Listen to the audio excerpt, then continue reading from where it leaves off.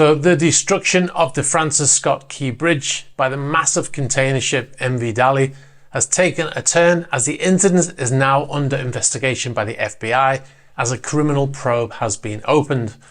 The FBI agents boarded the container ship in Baltimore to conduct court-ordered law enforcement activity regarding the crash, an FBI spokesperson said on Monday.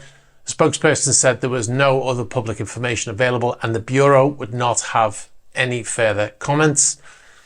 Now, this is while the city of Baltimore has hired 2 law firms in order to prepare a lawsuit against the owner of the vessel, the manufacturer of the vessel, and the charterer of the ship. The registered owner of the Singapore flagged ship is Grace Ocean Private Limited, and the vessel was managed by Synergy Marine Group. Both companies are registered in Singapore. The ship's manufacturer is Hyundai Heavy Industries Limited, a South Korean company, and the ship has been chartered by the Danish shipping and logistics company Maersk since it was delivered in 2015. The potential lawsuit did say there were others involved, but they didn't mention who those others were. So what type of investigation is the FBI carrying out on board the ship? Well, there's certainly been lots of conspiracy theories pushed out since the incident pretty much 3 weeks ago. Here are some of the conspiracy theories that we've seen just from our comment section of the channel. The vessel was deliberately steered into the bridge. The ship was hacked, Speed 2 style. We had an email from someone who said the control system of the boat was hacked. Make no mistake about it, this was not an accident. They need more clearance, 185 feet, for warships to come in when they'll invade the USA. That's why they took out the bridge.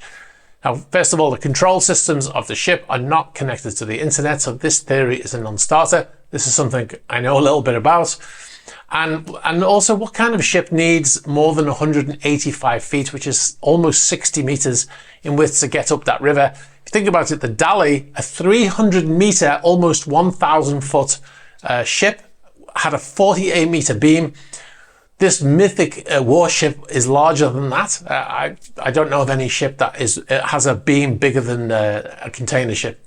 Other theories were that there were explosives on the bridge, which was the power failing as the bridge collapsed. You could see power things exploding and stuff like that. And who can forget the Ukrainian captain story? Anyway, back to the real world. The investigation into the collapse will focus in part on whether the crew of the Dali left the port knowing the vessel had serious problems with its systems. The Washington Post reported earlier.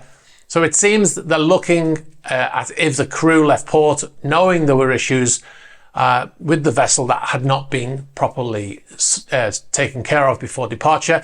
If you remember, we posted a video recently with it where a woman who works in the port was explaining that the vessel had had multiple power failures or blackouts whilst it was docked there, whilst they were loading the containers onto the ship.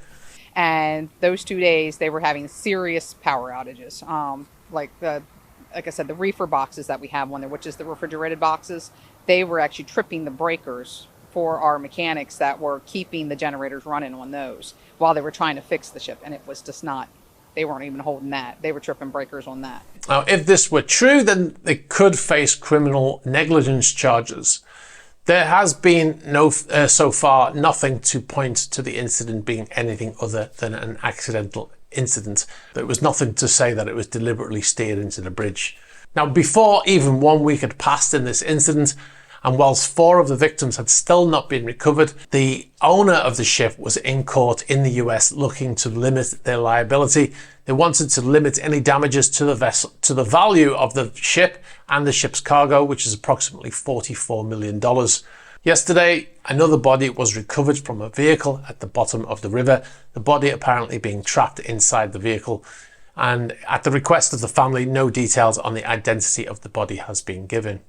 Now, it's been 3 weeks, almost to the day, since the massive container ship crashed into the bridge, resulting in its demolition.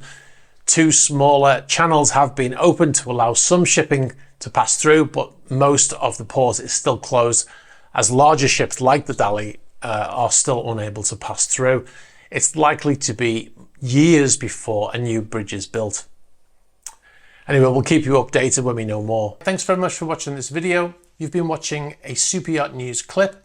If you'd like to see the full unedited Super Yacht news video, you can click on the link over here. You can also find our channel links below here.